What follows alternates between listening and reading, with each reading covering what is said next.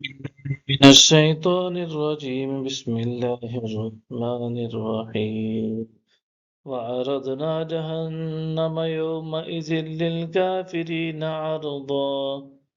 ہم اس دن دوزخ کو کافروں کے سامنے بالکل عیاں کر کے پیش کریں گے الذين كانت أعينهم في غطاء عن ذكري وكانوا لا يستطيعون سمعا وہ لوگ جن کی آنکھیں میری یاد سے حجاب میں تھیں اور وہ سن بھی نہ سکتے تھے افحسب الذین كفروا ان يتخذوا عبادی من دونی اولیاء انا اعتدنا جہنم للکافرین نزلا کیا کافر لوگ یہ سمجھتے ہیں کہ وہ مجھے چھوڑ کر میرے بندوں کو کارساز بنا لیں گے بے شک ہم نے کافروں کے لیے جہنم کی میزبانی کو تیار کر رکھا ہے قُلْ هَلْ نُنَبِّئُكُمْ بِالْأَخْسَرِينَ أَعْمَالًا فرما دیجئے کیا ہم تمہیں ایسے لوگوں سے خبردار کر دیں جو اعمال کے حساب سے سخت خسارہ پانے والے ہیں الذين ضل سعيهم في الحياة الدنيا وهم يحسبون أنهم يحسنون صنعا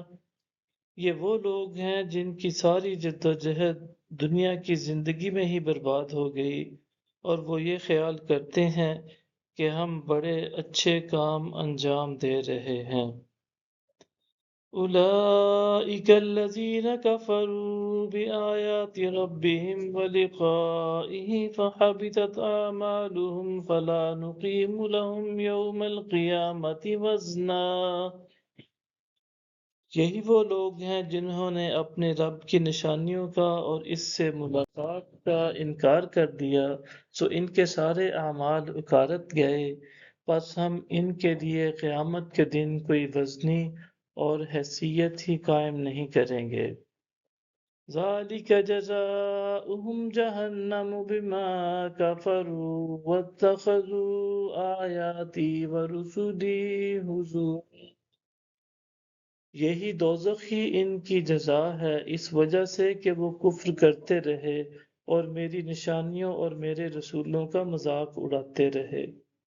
ان الذين آمنوا وعملوا الصالحات كانت لهم جنات الفردوس نزلا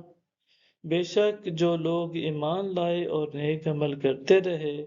تو ان کے لیے فردوس کے باغات کی مہمانی ہوگی خالدین فیہا لا یبغون عنہا حولا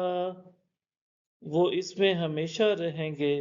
وہاں سے اپنا ٹھکانہ کبھی بدلنا نہ چاہیں گے صدق اللہ العظیم